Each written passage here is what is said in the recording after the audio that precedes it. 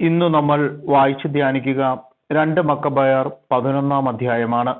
ലിസിയാസിന്റെ പരാജയം. ഈ സംഭവങ്ങൾ രാജാവിന്റെ രക്ഷാകർത്താവും ചാർച്ചക്കാരനും ഭരണച്ചുമതല വഹിച്ചിരുന്നവനുമായ ലിസിയാസിനെ അമർഷം കൊള്ളിച്ചു. അവൻ ഉടനെ 80,000 പടയാളികളെയും കുതിരപ്പട മുഴുവനെയും ശേഖരിച്ച് യഹൂദർക്കെതിരെ നീങ്ങി. നഗരത്തെ ഗ്രീക്ക് അധിനിവേശ സ്ഥലമാക്കുകയായിരുന്നു അവന്റെ ലക്ഷ്യം. മറ്റു ജനതകളുടെ ക്ഷേത്രങ്ങൾക്കെന്ന പോലെ അവരുടെ ദേവാലയത്തിനും നികുതി ചുമത്താനും പ്രധാന പുരോഹിത സ്ഥാനം ആണ്ടുതോറും വിൽപ്പനയ്ക്ക് വയ്ക്കാനും അവൻ ഉപദേശിച്ചു. ലിസിയാസ് ദൈവശക്തിയെ തൃണവൽഗണിച്ചെന്ന് മാത്രമല്ല, 10,000-കണക്കിനുള്ള കാലാൾ പടയാളികളുടെയും 1,000-കണക്കിനുള്ള കുതിരപ്പടയാളികളുടെയും 80 ആനകളുടെയും ബലത്തിൽ പൂർണ്ണമായി വിശ്വസിച്ച് അഹങ്കരിക്കുകയും ചെയ്തു.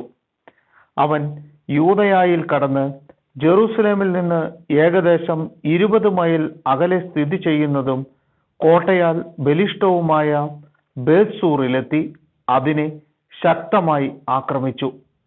ലിസിയാസ് കോട്ടകൾ ആക്രമിക്കുന്നതായി മക്കബേയൂസിനും അനുയായികൾക്കും അറിവ് കിട്ടി.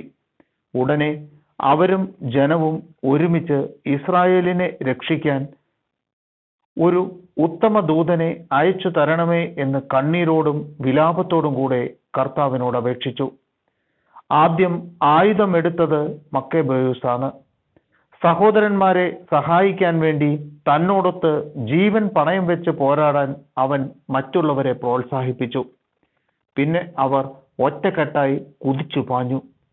ജെറൂസലേമിൽ നിന്ന് അകലുന്നതിനു മുമ്പ് ധവള വസ്ത്രധാരിയായ ഒരു അശ്വാരൂഢൻ സ്വർണായുധങ്ങൾ ചുഴറ്റിക്കൊണ്ട് തങ്ങളുടെ മുൻപേ നീങ്ങുന്നത് അവർ കണ്ടു. അവർ കൃപാലുവായ ദൈവത്തെ ഏകസ്വരത്തിൽ സ്തുതിച്ചു. മനുഷ്യരെ മാത്രമല്ല, ഘോരമൃഗങ്ങളെയും ഉരുക്കുകോട്ടകളെയും ആക്രമിക്കാൻ തക്ക മനോധൈര്യം അവർക്ക് ലഭിച്ചു. കർത്താവിന്റെ കൃപാകടാക്ഷമുണ്ടായിരുന്നതിനാൽ സ്വർഗീയ സഹായകനോടൊപ്പം യുദ്ധസജ്ജരായി അവർ മുന്നേറി.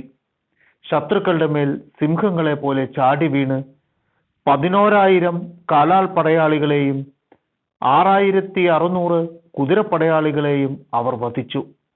അവശേഷിച്ചവരെ പലായനം ചെയ്യിച്ചു. അധികം പേരും നിരായുധരും മുറിവേറ്റവരുമായിട്ടാണ് ഓടിപ്പോയത്. ലിസിയാസു തന്നെയും അപഹാസ്യമായി പലായനം ചെയ്താണ് രക്ഷപ്പെട്ടത്.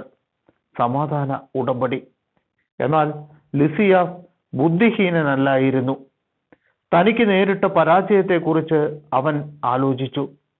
സർവശക്തനായ ദൈവം ഹെബ്രായ പക്ഷത്ത് പോരാടിയതിനാലാണ് തനിക്ക് അവരെ തോൽപ്പിക്കാൻ കഴിയാഞ്ഞതെന്ന് അവൻ മനസ്സിലാക്കി. തുടർന്ന് അവൻ ഹെബ്രായർക്ക് രാജാവിന്റെ മൈത്രി നേടിക്കൊടുക്കാമെന്ന് ഉറപ്പു കൊടുത്തുകൊണ്ട് നീതിപൂർവകമായ വ്യവസ്ഥകളിൽ ഒത്തുതീർപ്പിന് തയ്യാറാകാൻ ഒരു സന്ദേശമയച്ച് അവരെ പ്രേരിപ്പിച്ചു. മക്കബേയൂസ് യഹൂദർക്ക് വേണ്ടി ലിസിയാസിന് രേഖാമൂലം സമർപ്പിച്ച അഭ്യർത്ഥനകൾ ഓരോന്നും രാജാവ് അനുവദിച്ചു.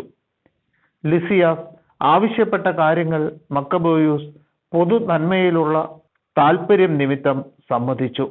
ലിസിയാസ് യഹൂദർക്ക് ഇപ്രകാരം ഒരു കത്തെഴുതി. യഹൂദ ജനതയ്ക്ക് ലിസിയാസിന്റെ അഭിവാദനങ്ങൾ. നിങ്ങൾ അയച്ച യോഹന്നാനും അബ്സലോമും നിങ്ങൾ ഒപ്പിട്ട കത്ത് ഞങ്ങളെ ഏൽപ്പിക്കുകയും അതിൽ പറഞ്ഞിരിക്കുന്ന കാര്യങ്ങളെപ്പറ്റി ചോദിക്കുകയും ചെയ്തു. രാജാവിനെ അറിയിക്കേണ്ട കാര്യങ്ങളെല്ലാം ഞാൻ അറിയിച്ചു. സാധ്യമായതെല്ലാം രാജാവ് അനുവദിക്കുകയും ചെയ്തിരിക്കുന്നു. നിങ്ങൾ ഭരണകൂടത്തോട് കൂറു പുലർത്തിയാൽ ഭാവിയിൽ നിങ്ങളുടെ ക്ഷേമത്തിനു വേണ്ടി ഞാൻ പരിശ്രമിക്കാം. ഈ കാര്യങ്ങളെക്കുറിച്ചും അവയുടെ വിശദാംശങ്ങളെക്കുറിച്ചും നിങ്ങളോട് കൂടിയാലോചന നടത്താൻ ഇവരോടും എൻ്റെ പ്രതിനിധികളോടും ഞാൻ ആവശ്യപ്പെട്ടിട്ടുണ്ട്. നിങ്ങൾക്ക് മംഗളം ഭവിക്കട്ടെ. 148 ആണ്ട് ദിയോസ് കൊറിന്തോസ് 24 ദിവസം. രാജാവിന്റെ കത്ത് ഇപ്രകാരമായിരുന്നു. അന്ത്യോക്യോസ് രാജാവിൽ നിന്ന് തന്റെ സഹോദരൻ ലിസിയാസിന് മംഗളാശംസകൾ. നമ്മുടെ പിതാവ് ദേവന്മാരുടെ അടുത്തേക്ക് പോയി കഴിഞ്ഞു. പ്രജകൾ നിർവിഘ്നം ജീവിക്കണമെന്ന് ഞാൻ ആഗ്രഹിക്കുന്നു. ഗ്രീക്ക് ആചാരങ്ങൾ അനുഷ്ഠിക്കണമെന്ന് ആവശ്യപ്പെട്ട് നമ്മുടെ പിതാവ് യഹൂദർക്ക് നൽകിയ കൽപ്പന അവർക്ക് സ്വീകാര്യമല്ലെന്നും സ്വന്തം ജീവിത സമ്പ്രദായങ്ങൾ അവർ ഇഷ്ടപ്പെടുന്നുവെന്നും അവ പിന്തുടരാൻ അനുവദിക്കണമെന്ന് അഭ്യർത്ഥിക്കുന്നുവെന്നും നാം കേട്ടിരിക്കുന്നു. ഈ ജനതയും പ്രതിബന്ധങ്ങളിൽ നിന്ന് ഒഴിഞ്ഞു ജീവിക്കണമെന്നാണ് നമ്മുടെ ആഗ്രഹം. അതിനാൽ അവരുടെ ദേവാലയം തിരിച്ചേൽപ്പിക്കണമെന്നും പൂർവികാചാരങ്ങൾ അനുസരിച്ച് ജീവിക്കാൻ അവരെ അനുവദിക്കണമെന്നും നാം ആജ്ഞാപിക്കുന്നു. അവർ നമ്മുടെ നയം മനസ്സിലാക്കി സ്വകൃത്യങ്ങൾ സന്തുഷ്ടിയോടെ അനുഷ്ഠിക്കേണ്ടതിന് നീ അവരെ ഈ സൗഹൃദ വാഗ്ദാനങ്ങൾ അറിയിക്കുന്നത് ഉചിതമായിരിക്കും. രാജ്യവാസികൾക്കെല്ലാവർക്കുമായി രാജാവ് എഴുതിയ കത്ത് ഇപ്രകാരമായിരുന്നു. യഹൂദരുടെ ആലോചനാ സഭയ്ക്കും മറ്റ് യഹൂദർക്കും അന്ത്യോക്കസ് രാജാവിന്റെ അഭിവാദനങ്ങൾ. നിങ്ങൾക്ക് സുഖമാണെങ്കിൽ നാം കൃതാർത്ഥനാണ്. നമുക്ക് ക്ഷേമം തന്നെ. വീടുകളിലേക്ക് മടങ്ങാനും സൽകൃത്യങ്ങളിൽ വ്യാപൃതരാകാനും നിങ്ങൾ ഇച്ഛിക്കുന്നുവെന്ന് മെനെലാവോസ് നമ്മെ അറിയിച്ചിരിക്കുന്നു. സാന്തിക്കൂസിന്റെ 30-ാം ദിനത്തിന് മുൻപ് വീട്ടിലേക്ക് തിരിച്ചു പോകുന്നവർക്കെല്ലാം നമ്മുടെ മൈത്രി ഉണ്ടായിരിക്കും. തങ്ങളുടെ ഭക്ഷണ രീതിയും നിയമങ്ങളും തുടർന്നും പാലിക്കാൻ യഹൂദർക്ക് പൂർണ്ണാനുവാദം നൽകിയിരിക്കുന്നു. അറിയാതെ ചെയ്ത തെറ്റിന് ആരെയും അലട്ടുന്നതല്ല. നിങ്ങൾക്ക് ധൈര്യം പകരാൻ മെനെലാവൂസിനെ അങ്ങോട്ട് അയച്ചിരിക്കുന്നു. മംഗളം ഭവിക്കട്ടെ. 148-ാം ആണ്ട് സാന്തിക്കൂസ് 15-ാം ദിനം. റോമാക്കാരും യഹൂദർക്ക് ഒരു കത്ത് അയച്ചു.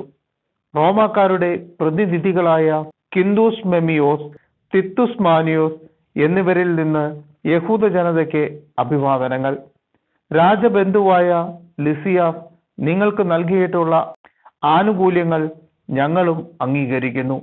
എന്നാൽ ചില കാര്യങ്ങൾ അവൻ രാജാവിന്റെ തീരുമാനത്തിന് വിട്ടിട്ടുണ്ടല്ലോ.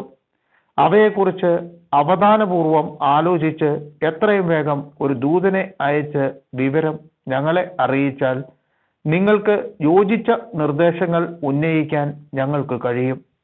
ഞങ്ങൾ അന്ത്യോക്യയിലേക്ക് പുറപ്പെടുകയാണ്. അതിനാൽ നിങ്ങളുടെ തീരുമാനങ്ങൾ എന്തൊക്കെയെന്ന് ദൂതൻ മുഖേന ഉടനെ അറിയിക്കുവിൻ. മംഗളം ഭവിക്കട്ടെ. 148-ാം ആണ്ട് സാന്തിക്കൂസ് 15-ാം ദിനം.